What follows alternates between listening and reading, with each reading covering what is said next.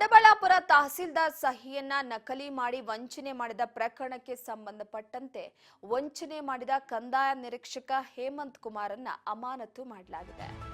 ಬೆಂಗಳೂರು ಗ್ರಾಮಾಂತರ ಜಿಲ್ಲೆಯ ಡಿಸಿ ಆದೇಶವನ್ನ ಹೊರಡಿಸಿರುವಂತದ್ದು ಅಮಾನತಿನ ವಿಚಾರಕ್ಕೆ ಸಂಬಂಧಪಟ್ಟಂತೆ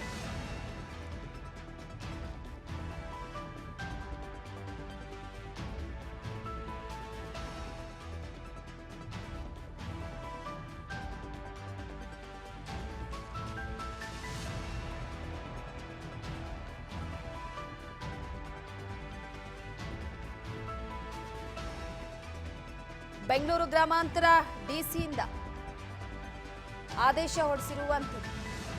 ಎಬಿ ಬಸವರಾಜ್ ಅವರು ಆದೇಶವನ್ನ ಹೊರಡಿಸಿದ್ದಾರೆ. ಅಮಾನತು ಮಾಡುವ ವಿಚಾರಕ್ಕೆ ಸಂಬಂಧಪಟ್ಟಂತೆ 60,80,000 ರೂಪಾಯಿ ಹಣವನ್ನ ಲಪಟಾಯಿಸಿದ್ದಾರೆ ಹೇಮಂತ್ ಕುಮಾರನ್ನ ವಂಚನೆ ಪ್ರಕರಣವನ್ನ ಬಯಲು ಮಾಡಿದ್ದಾರೆ ದೊಡ್ಡಬಳ್ಳಾಪುರ ತಹಸೀಲ್ದಾರ್ ವಿಭಾವಿದ್ಯಾ ರಾಥೋಡ್ ಸಮಯ ಪ್ರಜ್ಞೆಯಿಂದ ವಂಚನೆ ಪ್ರಕರಣ ಬಯಲಾಗಿದ್ದು ದೊಡ್ಡಬಳ್ಳಾಪುರ ನಗರ ಪೊಲೀಸ್ ಠಾಣೆಯಲ್ಲಿ ದೂರು ನೀಡಿದ್ರು ವಿಭಾ ರಾಥೋಡ್.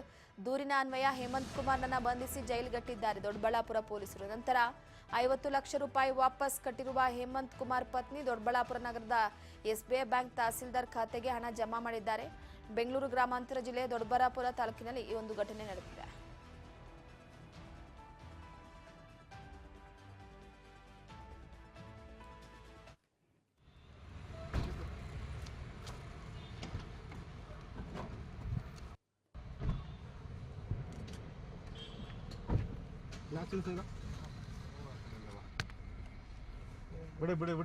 ಬಿಡಿ